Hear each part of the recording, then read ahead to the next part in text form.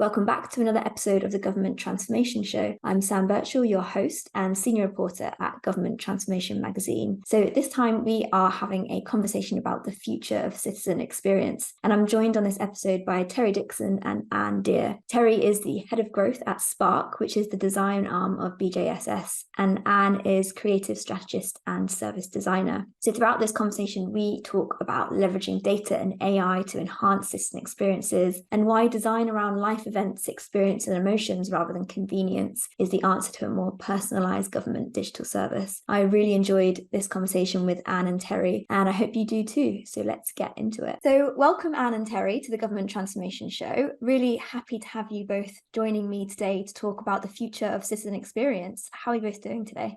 Thank you very much for having us. Excellent. So we are fresh off the back of the Government Transformation Summit last week, where there was a lot of interesting debate and conversation about the citizen experience, specifically how government can deliver citizen-centric services, what this looks like, and where priorities should be. And I know BJSS plays a lot in this space, so I'm sure we'll delve into some of the projects that you've both been working on with various departments that you can talk about. But first, let's kick things off with some introductions. So Anne, I'm going to head over to you first. Yes, thank you very much. So I'm a service designer and strategist, and I work across all sectors, actually, from the public, private and charitable sector. And I specialise in the projects where we can take the learnings from one sector and apply it to the other in a different way, of course, but as a food for thought and inspiration to bring about these coherent experience. Because as a person, you are at the crossroad of all these different sectors and experiences.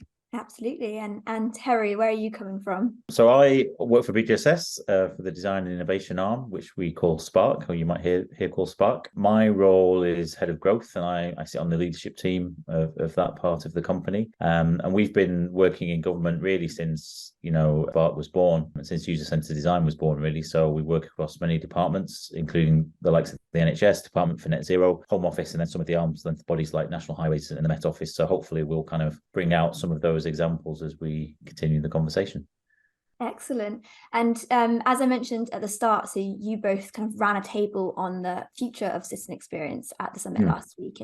And there you sort of had a chance to speak to different government departments throughout the day, all at sort of different levels of their journey with citizen experience. Keen to hear what some of the key emerging trends addressing potential future citizen needs were and kind of what those top level conversations were that you were having. I'm happy to kick off. Yeah, it was a really, really interesting conference. As you say, we sort of, our theme was the future of citizen experience. We ran the table 5 times. So we saw people from all different departments, all different levels, from quite senior people from the Cabinet Office and people working in some of the arm's length bodies like the Food Standards Agency. For me, I think the big thing that kind of jumped out and kind of jump in as well, but was the fact that there's definitely a need for, I think it was described as a higher level mandate that designs services around life event, or it could be business events, and also more of a focus on the employee experience of government staff. So rather than, some great work's been done to digitize services at a departmental level, some of the services we've got now to like renew your passport or your car tax, do work really well. But there's a need to kind of join up better around life events and kind of think more kind of cross departmental when designing things. And that probably starts at a kind of more senior level and a policy level. So embedding design and more citizen centricity kind of further up the chain was kind of the theme that certainly jumped out at me. And there was a lot of talk about how user-centered design, which is the kind of world that Anne and myself kind of live and breathe every day, has a an ever bigger role, especially as new technology comes online. And also it can help not just, people think of UX and design as a way to make, digital services look good, but actually one of the themes that came out is that it has a real key role in kind of reducing things like failure demand and helping government work sort of much more efficiently, as well as kind of, focusing on some of the things in the back end and the back office that don't work so well, and actually, ultimately that can lead to a kind of better end sort of experience and service for the citizen. And I don't know whether there was anything else you picked up from the conference. Well, there was a ton of themes, wasn't there? But yeah, there was a lot of discussions. It was really interesting to see how open people were to sharing what they're doing as an exchange so that they could learn from others. There's a really collaborative spirit around the table and throughout the event. The other thing that jumped out to us was the discussion around having enabling citizens to take part into decision making as a way of making the services more citizen centric. And the challenges in doing so, if you work on a very technical service, how could citizens be getting involved into influencing policy? But there's a real expectations, because of course, as citizens, they could be in a personal capacity accessing how they access a individual service, but they can also be there in a business capacity. So they can have that technical knowledge, and even if they don't, they're also bringing the lived experience, which seem to be almost the linchpin to open that citizen centricity.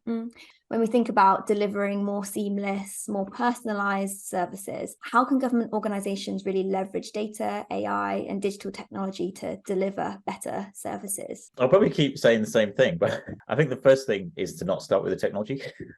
So, and we heard that loud and clear from, I think, some senior people at HMRC talked in one of the keynotes about, let's understand what problem we're trying to solve first and who we're trying to solve it for. So as we've kind of previously said, we need to look at live events. We need to look at employee events and design and kind of understand what role, data or AI can play in supporting those events and those experiences. And that's really kind of starting with the kind of journey in mind that you're designing for. And then using that kind of, putting that at the forefront of people's minds, and then looking for opportunities to kind of use data to automate processes, to improve processes. And also, if you want to introduce things like AI, or machine learning, all different aspects of AI, then for us, something like service design is a key discipline to kind of think about, well, what value does that add to the experience that you're trying to deliver? And how can I kind of, look for opportunities where, if I'm using it over here in this kind of journey, it can also be applied over there. So again, from a government perspective, we're not kind of duplicating effort. And as I said just earlier, that there has been,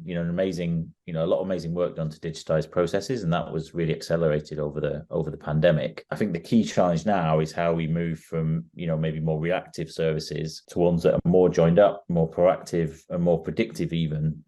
So a lot of the conversation on our table, and we had the participants kind of prioritize things like personalization and things like nudges, and a lot of these things which are quite a kind of move away from, just having a place where people can get stuff done, to actually government proactively engaging in people's lives. And that is where, certainly data, you need a good hold of data. You need to understand what data you've got. You need to manage it really well. And you can see how AI can play a part in helping with automation, helping to predict things, helping to spot patterns. But as we'll probably talk about more, is there's dangers in that as well, because not everyone wants to give you all the data about themselves. Not everyone wants you as a government or even as a private company to have a 360 view of your life. Yeah. So it's about understanding what data is needed, how much is enough, how do we ensure that, we look after that data and we only share what's needed and we only collect what's actually needed. And that's, for me, is the starting point. It's always that kind of asking why before you kind of start gathering data or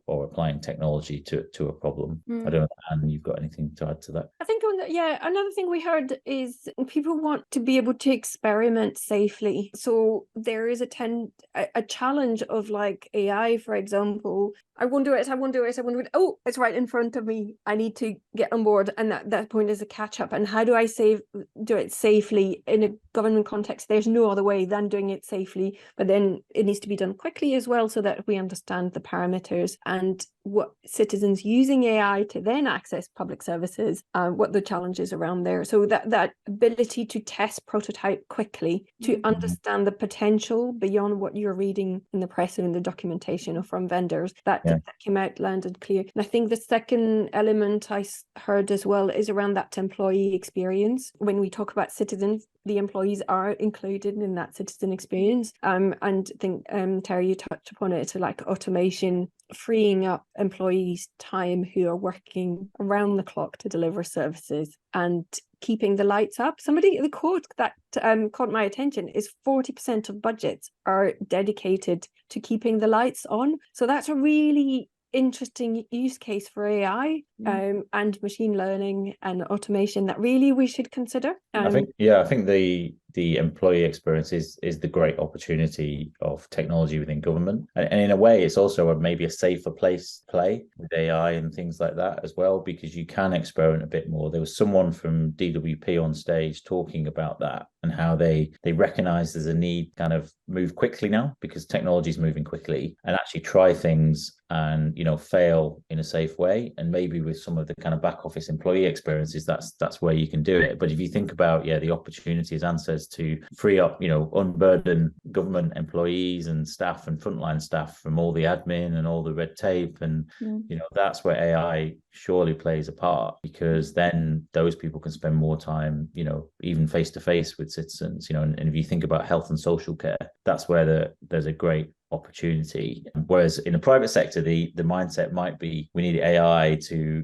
promote our products better, to personalize things and target better. But from a government perspective, I think it's a different mindset. All those efficient. That's what's interesting. Sorry, yeah. No, absolutely. Kind of experimenting a bit more internally as well gives you that kind of safeguarding. But I guess keen to, and I mean, you touched on it a bit earlier, Terry, but keen to delve a bit more into this. But what would you say are sort of the challenges, risks, ethical considerations that we need to think about before implementing tech like AI, and how do we really mitigate the risks of exclusion or misuse? Yeah, it's a great question, and it's the big question of our time, and it's the one that so we're actually running an AI quarter internally at the moment to really engage all our staff with AI. We're a tech and design company, so people do read about these things and go into quite a lot of depth, both technically but also on the ethical considerations as well. So we've got some great people who are leading the way in terms of responsible use of data and tech and ethical use of data. We've been sort of holding workshops and talks internally, and I think I'm not an expert on ethical AI, but transparency and explainability is always key. So if the technology is going to be used to make decisions about my life, then I want to know what data is involved. Am I represented in that data? Are we representing the whole of the population, and what biases might be present? And that's one of the problems with a lot of the kind of models that are emerging now, that they are reflecting the biases of society in general, and that's the challenge. So the data needs to be representative. We need to kind of involve people in its design. We need to be careful of not leaving it to maybe one private sector tech company who have their motive, which might be good from the for their shareholders, but might not be good for its use in kind of government services. And I think that there's also another more technical challenge, I guess, around the amount of data and the nature of the data that you need to enable AI to be effective. And again, we touched on it earlier, are people comfortable with government holding that much information? And we heard at the summit that the key is to only share what we need to share, and only collect what we need to collect. And you put the citizen in control of this, but that's not necessarily conducive to producing things like large language models and the amount of data you need to kind of run an effective piece of AI. But there's lots of other types of AI that can work on smaller amounts of data, and small language models as they're called. So, but I think the whole area of AI governance and regulation is very nascent, and governments are kind of racing to catch up now. Like the tech's moved on, and like governments are going, oh my God, we need to, how do we regulate this? Should we regulate this? Should we just let it go and let the market forces run wild? And the EU is working on I think the act might be in place now, I'm not sure, but they're working on an AI act, and I think the UK government are looking at that, and they held a big summit recently. But it's a big area of debate. And for me, the key is that we need, whenever AI is being used, it needs to be done in an open way. So we need to work in the open. We need to, if someone's dealing with a service that involves AI, they need to be aware that it's AI, and they need to be able to kind of question the decision and bring in a human. We've all seen those kind of more dystopian visions of the future where you're trying to get something done and you're talking to an artificial intelligence, and there's no way to kind of have a more nuanced debate with it about something. So that for me is kind of it's again the opportunity to bring the kind of human into the picture. Yeah, because that's another challenge, I guess, the sort of loss of the dangers around the loss of human contact, and kind of getting that balance right rather than sort of rushing to implement as much tech as possible. Absolutely. Actually asking what the citizen wants. Before we move on, was there anything you wanted to add or anything that sprung to mind during that conversation? No, I think Terry covered it all. The only thing, again, another stat that was said on stage, and sorry, I can't attribute it because I can't remember who said it, but they talked about the 80-20 rule, and we usually satisfy ourselves with designing for 80%. And there was that idea that actually in the context of AI, we should flip the proportion and design for the 20% who are not usually represented as a starting point. And I thought that was a thought-provoking invitation. Yeah, I agree. Absolutely. Another thing I want to talk about, I guess, is how do we improve the relationship between citizens and government to sort of reduce those barriers to access and deliver sort of preventative services and just kind of encourage, I guess, more collaboration, which is kind of what you were speaking about at the beginning, Anne. Yeah, I think it all revolves around trust. And trust is that elusive goal that in the private sector, for example, there's a lot of work being done across companies to measure that trust. Like, how would you know, as a brand, how would you know if your customer trusts you? Does it mean that when you ask them to share the data, they'll say yes? Or memorize your PIN number, they'll say yes? Or be like, ooh, I'm not sure about this. And if it's, if the bank does something that makes you lose that trust, you can move to another bank. But with the government, you can't. And there's a couple of things that always keep in mind is the trust goes both ways. So if as a government service, I show that I don't trust you because every mistake you've made in your tax return, I'm considering that this is fraud, then I am showing how to behave by not trusting you. And then the person won't give that trust back. And if you're somebody from experiences multiple levels of deprivation, barriers to access, then you've had these experiences where people don't trust you over and over and over again, and then you're on the defensive and you start also not trusting, not sharing critical data, not giving information, not collaborating, and it's a wise and safe decision, but we start seeing issues with that type of relationship. But it's modeled both ways. Trust is easy to lose. It sounds trivial. Everyone knows it. It's easy to lose, but it's really hard to regain.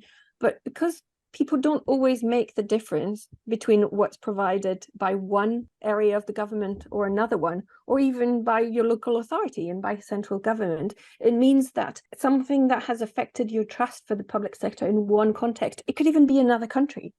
It will affect your trust in the government service in another context. And Terry, did you want to add anything in there when thinking about sort of how we can, I guess, give citizens a voice again, or how we can kind of help create trust around digital services? Yeah, there's a few things. I mean, there was a lot of discussion about this at the summit, which was really interesting. And as Anne says, I think the quote that I remember of one of the slides was that trust is gained in drops but lost in buckets, which is true. And as soon as you involve data and AI, and you can see how trust could be lost in a very big bucket very, very quickly. But for me, in terms of, it's about how we work. We need to work in the open on these things. If we're thinking about the future things that we want to do, share what we're doing, avoid duplication. I think that's one of the things that frustrates citizens a lot if they have to kind of, tell multiple agencies, multiple departments about things. There's some services that are dealing with that now. I think there's one, tell us once. When you may go through a big life change, you just tell government once, and then your address is changed over multiple areas, or your details are changed. So that sort of service is really important to improve the relationship. And then I think, as we said, the putting the system in control of, so as services do become more digital, as the kind of use of data becomes more important, and as departments see that they're going to have to share data, I think the key is putting the system in control of where that data goes and how it's shared. So the idea of maybe a digital wallet, so it's like the citizen owns, this is my data, I'm going to let this department have access to it, and I'm going to allow that department to share it with this other department, because I know that if I do that, it will be easier for me and I don't have to keep updating different departments. I think that is ways that we can improve the relationship, but it's going to take citizen engagement. It's going to take service design and those sorts of skills to make it happen, rather than, as we say, technology will enable it and will kind of support it, but it's starting from that point, which makes us sound like a broken record, but it's the answer to most things. So There is, I guess, there's so much expectation around what citizens are used to experiencing with digital services when it comes to sort of the ease with which we can sort of pick up our smartphones and have something delivered with the click of a button. I guess with that in mind, what lessons can be taken from the private sector when thinking about the citizen experience? And should governments be striving to deliver the same level of experience as that, or is there kind of a more nuanced balance that they need to get right? Definitely more nuanced. And I think it's not necessarily helpful to think about it in level, because the nature of the relationship between the person and the government is very different from the person and corporate brand, for example. And that lack of choice, I don't have a choice as to where I can apply for a government service. I only have one route, and the need for these services to be universal, whereas corporates can choose who their target clients are. So there's like very fundamental differences in nature that means that I think level is sometimes and the relationship goes the other way as well. There is some experiences in the private sector that have very clearly been influenced by the government digital service. So it's been really interesting as well to see it that way. I think the two challenges that I can think around is what we've mentioned before around delivering experiences across products, services, touch point. That's something that the private sector is trying to do, and it's true for the public sector on a magnifying scale, because we're talking about, rethinking procurement, because a customer journey can be across as government and local government and different agencies. So I think that's one thing that's a common challenge. The other one we can look into is considering emotions in the experience. Again, that's something that the private sector is really working really hard. When you book travel, whether it's your honeymoon or whether it's a business trip, those are very different experiences designed to trigger different emotions. But what we can do on the government side is considering, if I apply for my passport in an emergency paid by my company because I'm going on a business trip and my passport out of date, is very different. That if I'm somebody with additional needs, for example, or applying for my elderly parent or traveling for family emergencies, those are very different experiences. And services that are designed in a very transactional way don't necessarily take that into consideration, which creates barriers to access. So in wanting to design universal services that are transactional, work for everyone, probably underplay the impact of emotions on those services, and looking into it is a way of making them more accessible. What do you think, Terry? Is there other things that spring to mind for you? Yeah, no, I agree with that. It's a balance, isn't it? When you're designing for the whole population, in a way, things have to be quite, standard in many ways, but actually there's definitely room to personalize services more. If the government can understand a little bit more about your life, the point in life you're at, or your journey and what you're trying to achieve, I think that would be beneficial and would result in better outcomes, especially when you think about preventative services. I think that is a massive opportunity to, provide better information, better access to information, especially when you think of things like health, or it could be around your benefits or your pension. If actually services can kind of start earlier in the journey, then that will kind of prevent people getting into a crisis situation, which is, as well as being bad for the person, is obviously bad for government, because it then is a lot more expensive. The obvious example is health. If someone needs an operation because of a health issue, then that could probably have been prevented. But there is a problem there, of course, because then we don't want to push too far into hyper personalization, into, as we said earlier, customer 360, because then it could get uncanny. People are uncomfortable with that. People then worry about, well, where's my data going? Is it getting shared in a way that might mean I can't then access benefits later on? So there's a whole load of ethical questions around that. And I think ultimately it's about understanding what the person's trying to achieve and putting them at the center again.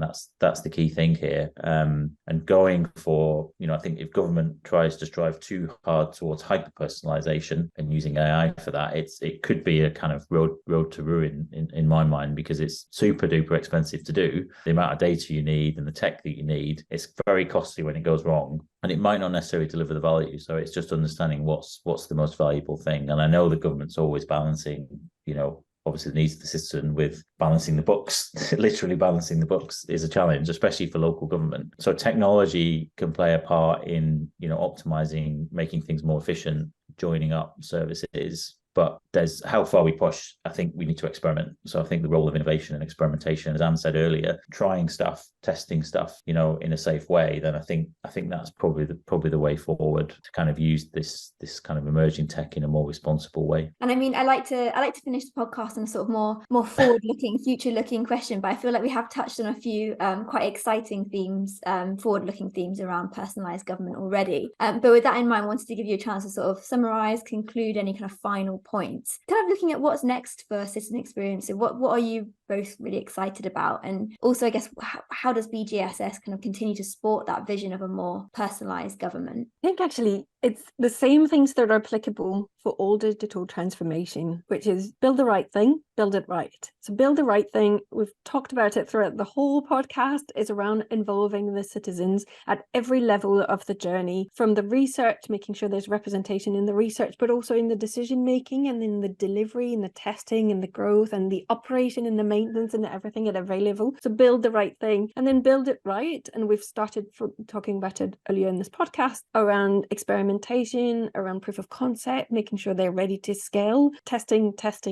You can never test new services enough. That would be my two things. What about you, Terry? I agree with all that. I think in terms of the most exciting thing that's happening, I think it's some of the conversations at the end of the day at the summit over drinks. We spoke to a few people working in the strategy policy space, and they're thinking about, actually, we can't fund digital transformation and technology in the same way we fund building a new bridge. It's not like there's a start and end point. It's a continual thing. So how do we kind of bring in the kind of almost the startup mentality and the tech mentality, the agile kind of design thinking mentality into the higher levels of government, into policy creation. And so therefore policy creation needs to involve the citizen, needs to involve the human need right at the top, so that can kind of flow down into everything that then gets done. And then I think it's ensuring that kind of, that need is fully representative of the kind of population. And I think that's one of the kind of big challenges, but it's also a really exciting one that I think tech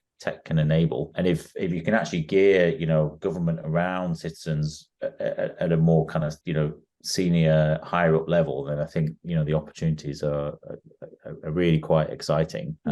We've, as an organization, have been developing techniques around using design thinking, human-centered design, applied to futures thinking. So we know that, the world's moving so fast, technology is moving so fast, that actually the traditional way of forecasting and planning is just not relevant anymore. So futures thinking is an interesting thing to actually think about scenarios that might play out and actually bring them to life, with the kind of decision makers, and actually immerse people in what the future could look like. And therefore you can actually design a more desirable future and a more preferable future, rather than being, swept along with the kind of change and maybe getting to a place that you don't want to be. So I think those are the things that are really exciting for me. And I was hearing from people in government that people are starting to think that way. So that's where we are, really excited about, partnering with government to, develop the next generation of services.